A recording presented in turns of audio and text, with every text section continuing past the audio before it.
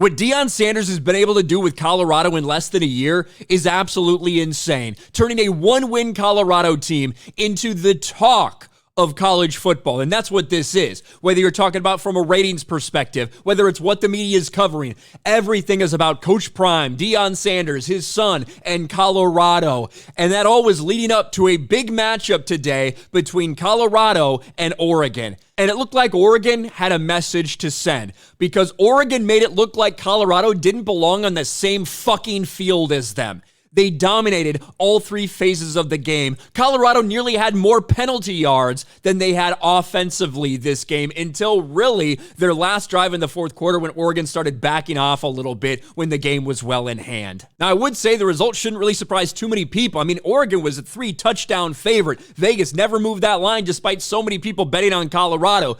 But there are a lot of, I don't know if I want to say normie, but just sports fans that are all like, oh, Deion, Colorado, that are just rooting for Colorado. They might be a little shocked at this. I will say the beatdown was embarrassing. It was worse than even I thought it was going to be, but I expected Colorado to lose this game. We are now in a different era, though, in college football, where when the media is totally rooting for Deion at each and every opportunity, they're buddying up to Deion. They've got him on set. They want to be best buds with Prime, with Coach Prime.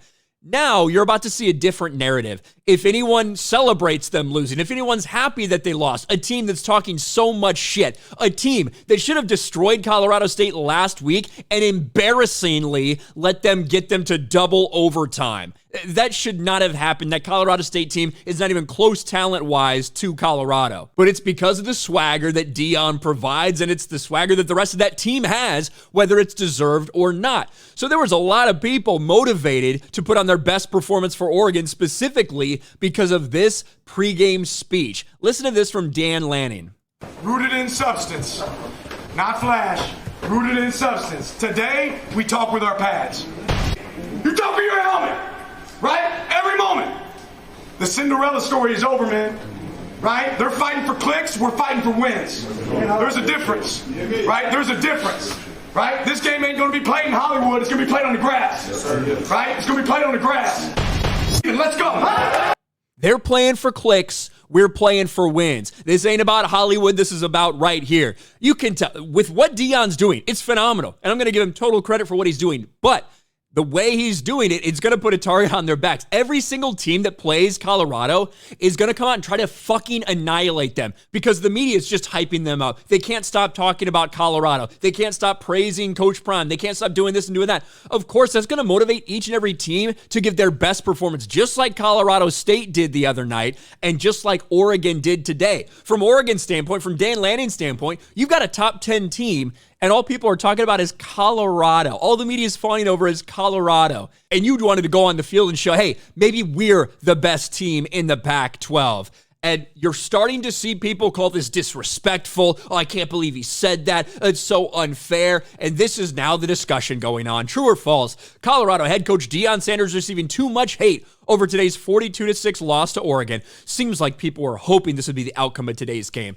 Do you fucking retards not understand that when you talk the way Deion talks, when you're trying to hype things up, you're going to get a ton of love and you're also going to get a ton of people that want to beat the shit out of your team. That's how it works. That's how passion works. That's how fan bases work. When you see people that are talking, when you see people that are going on the field before the game, like Colorado did, to stomp and stand and even just literally just stomp on the Oregon logo, look at what they're doing.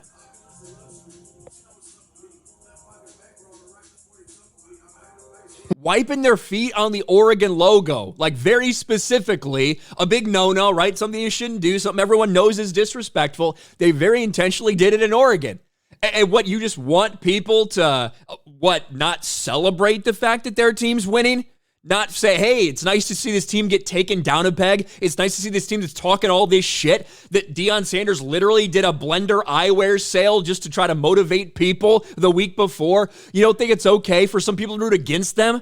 It's good for college football to have people rooting for and against Deion Sanders right now. But I can already see the narrative.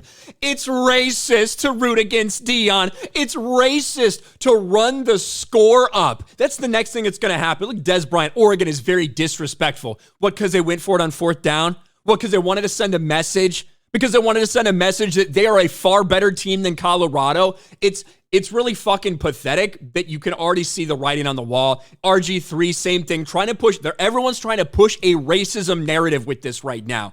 There's nothing wrong with Dan Lanning's approach or his intensity. His job is to motivate his players, prop up his program, and people are loving it. Well, that's exactly what Coach Prime is doing for Colorado, so why do people hate it? Well, they might hate it for the same reason some people are hating what Dan Lanning did, because they think he was just doing that to get attention. He was doing that to send a message, blah, blah, blah. People might think that about Coach Prime too. And oh, by the way, this is the exact same kind of thing that Deion latched onto with the Colorado State head coach when he was trying to motivate his players. And he said, well, you made it personal now, and decided to do a sale for his new Blender sunglasses. It's just so fucking ridiculous. But you're going to have people you like. You're going to have people you root for. You're going to have people that you root against. That's fucking sports. And I'm so tired of these fucking pussy-ass cocksuckers that anytime, I was so hyped for Deion to get to Colorado and see what he could do. And he's turned around quicker than I ever thought he was going to be able to. It's amazing. But at the same time, you can also admit that the media coverage has gone so far overboard.